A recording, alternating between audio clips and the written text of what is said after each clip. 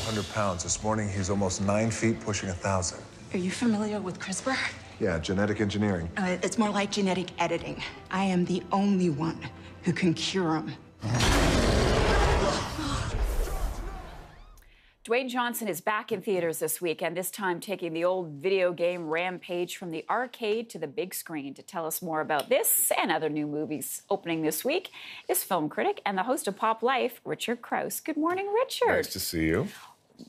I'm no different than anybody else.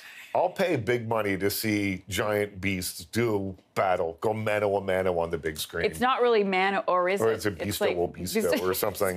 And then you throw Dwayne "The Rock" Johnson in there, it should be a home run. And I know this movie will make a fortune over the weekend. But for me, the big beasts weren't quite enough. And I can tell you what it's about, but all you need to know is there's a 30-foot wolf that flies, a giant lizard, a big silverback ape, and Dwayne Johnson. That's all you need to know about this movie. And there's the potential that the world may end, and only The Rock can stop it. But, you know, this movie has the stuff that you expected to have. You know, these apes go wild and destroy things, but it doesn't really have characters. And I know that a lot of people will say, but yet I see humans on here. Well, they're not very well written. You know, there's the kind of movie where something wild happens, and as they walk away from the wreckage, a character will say, well, I'm glad we survived that. And I stayed for the credits of this movie. 4 credited writers. So it took 4 writers to come up with, geez, thanks for saving the world.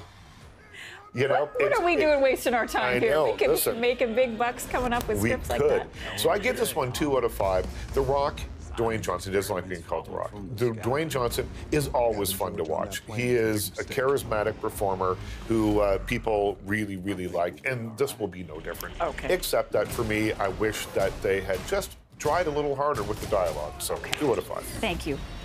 Yeah. The next one is Indian Horse, which you liked a lot. I did. Indian Horse is a really timely, interesting, and horrifying look at a young boy who is taken from his family and put into a residential school, a young First Nations boy. And he finds solace and happiness and maybe a way out of that life by playing hockey. Turns out he's a genius hockey player. And he's played at various points in his life by 3 different actors. So we see him here when he's just learning how to skate. Later, he becomes kind of a sensation playing other teams in his area. And then it looks like maybe, you know, he might actually make the step to the big leagues. It's set in the 1970s by the time we get to the end of the story.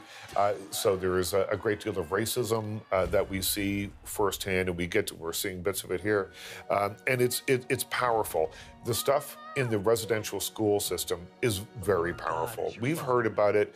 It's on the news. It's a very relevant kind of topic now. But when it's visualized like this, it really, really strikes home. So I gave Indian Horse 3 out of 5 stars. I think it's not only timely, but an important movie. Okay. The next movie is Beirut, starring a certain John Hamm. Yeah, a certain John Hamm. And, you know, you said you read the review and then you stopped when you got to the point where the 6-word pitch for this movie is Don Draper in the Middle East. That's it. I mean, he plays a guy who's a troubled guy. Something terrible has happened, and I don't want to give a whole lot away, but he had gone to school in Beirut. He became a diplomat working there. Something terrible happens. He leaves for a while, then he's called back. And by the time he comes back, in the 80s, there's a civil war happening, and it's a much different place than he had left. And he is in charge of negotiating a release of a captive over there, someone that he knew years ago. And he finds himself sort of caught in the middle of a lot of dirty dealings from every side. This is not a FBI good, the everyone else bad, or vice versa. This is a story where everyone kind of has dirty hands. I gave it 3.5 out of 5 stars because I think that it effectively shows the tortured character that he perfected on Mad Men and then brings through here. I know we've seen John Hamm do a lot of other stuff. He does comedy now, he does all sorts of other things, but every time you see him with a cigarette in one hand and a scotch in the other, he's going to remind you of Don Draper. And for better and for worse, it may be his curse, but as curses goes, it's a pretty good one. Okay. Where's Betty? Okay. And I'm just going to sum up. You were never really here. You gave 4 stars. Yeah, 4 stars. You would never really hear Joaquin Phoenix. Have a look at this. It's uncompromising and brutal, but he's amazing in it. Okay. Thank you, Richard. Really appreciate it.